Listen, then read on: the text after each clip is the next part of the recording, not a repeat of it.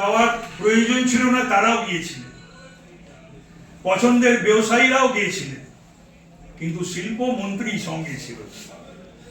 তার থেকেই বোঝা যায় শিল্পের গুরুত্ব কতটা। শিল্পমন্ত্রী কিন্তু সেই স্পেনে যে দলটা গিয়েছিল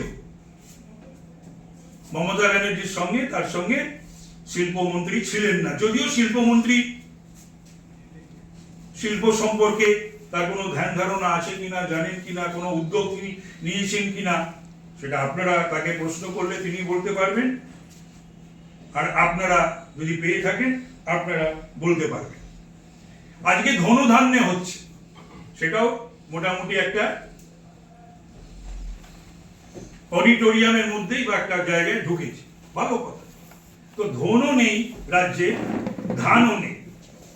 সেই ধনধান্যে আজকে শিল্প সম্মেলন করছেন মমতা ব্যানার্জি। আমি আসছি আমাদের আর্থিক বা ধনের কথায়। আর ধান, সিঙ্গুরে ধান চাষ হচ্ছে না। যদি বিজেপি কখনো ক্ষমতায় আসে, সমান গুরুত্ব দিয়ে শিল্প এবং কৃষি দুটোই দেখা হবে, এবং সিঙ্গুরে নিশ্চয়ই মানুষের যে আশা আকাঙ্ক্ষা মানুষকে ঘিরে রয়েছে সেটা পূর্ণ করা হবে, এবং দেখা হবে যে মানুষ যেটা চেয়েছিল, কর্মসংস্থান, কৃষি এবং শিল্প।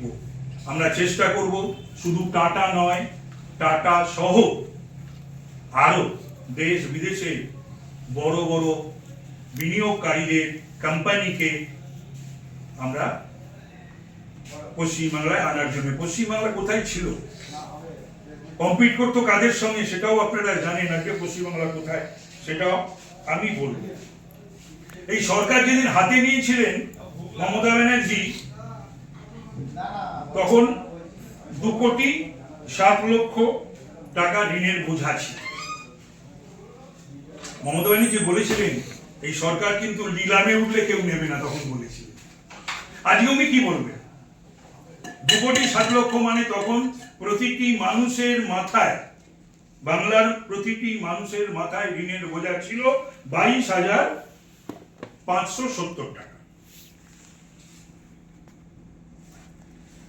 এখন সেই ঋণের বোঝা বেড়ে হয়েছে প্রতিটি মানুষের মাথায় 76,766 টাকা।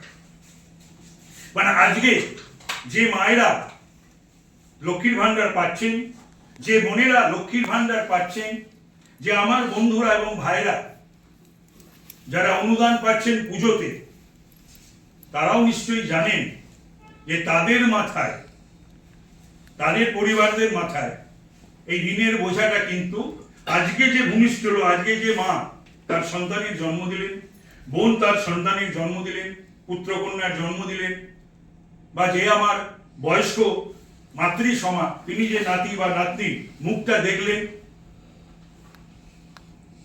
ভূমিষ্ঠ হওয়ার পর, সে কিন্তু মাথায় 76,776 টাকার দেনা নিয়ে জন্মালেন।